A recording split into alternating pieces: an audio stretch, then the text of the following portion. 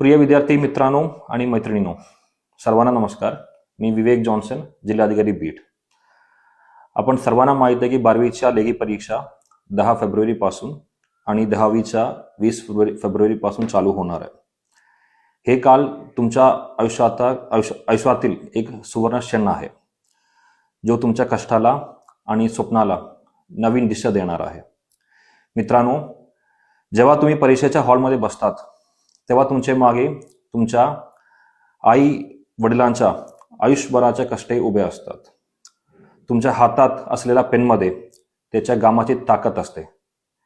लक्षात ठेवा, शॉर्टकटने मिळवलेलं यश हे तात्पुरते असतात, पण कष्टाने मिळवलेला आत्मविश्वास आयुष्यभराचे शिदोरी असते. प्रामाणिकपणे घेतलेला 50% मार्क हे फसवणूक करून मिळवलेला 90%पेक्षा कितीतरी पटीने मौल्यवान असते.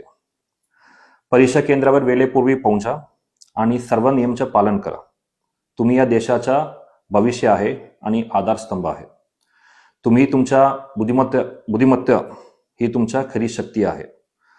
कोणताही प्रलोभनात न पडता, कुठलाही चुकीचा मार्क न घेता तुम्ही चांगल्या पद्धतीने हे परीक्षा घेतला पाहिजे. हे सर्व बघण्यासाठी आमचे प्रशासन कॉपीमुक्त अभियान हे अंमलबजावणी करत आहे.